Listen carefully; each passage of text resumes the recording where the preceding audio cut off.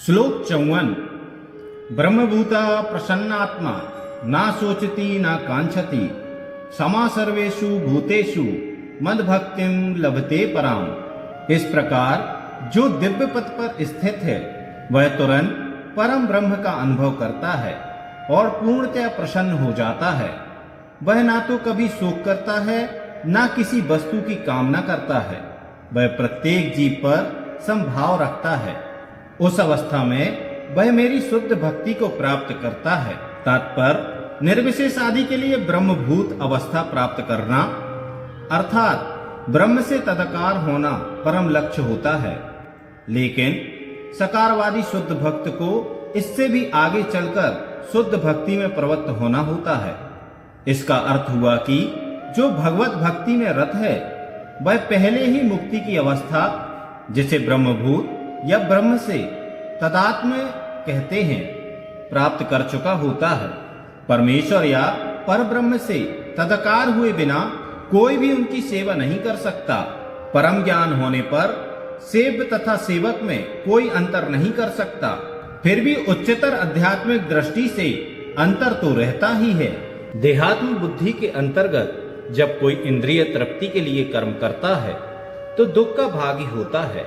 लेकिन परम जगत में शुद्ध भक्ति में रत रहने पर कोई दुख नहीं रह जाता। कृष्ण भावना भावित भक्त को ना तो किसी प्रकार का शोक होता है ना आकांक्षा होती है।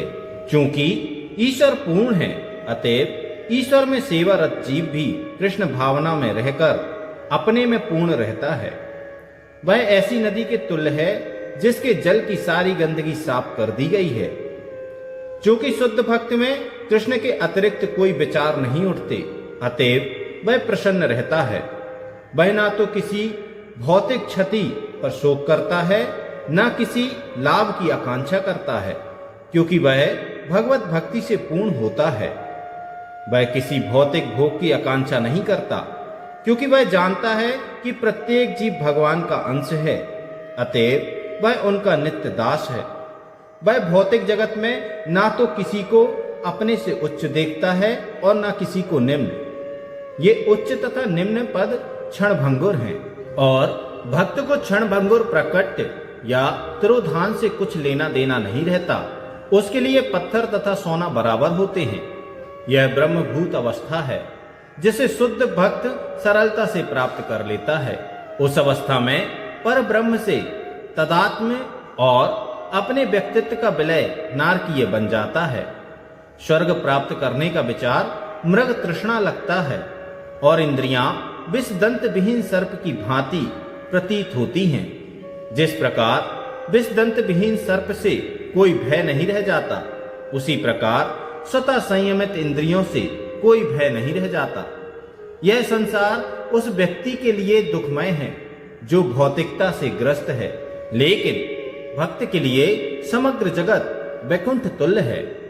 इस ब्रह्मांड का महान से महानतम पुरुष भी भक्त के लिए एक क्षुद्र चींटी से अधिक महत्वपूर्ण नहीं होता। ऐसी अवस्था भगवान चैतन्य की कृपा से ही प्राप्त हो सकती है, जिन्होंने इस युग में शुद्ध भक्ति का प्रचार किया।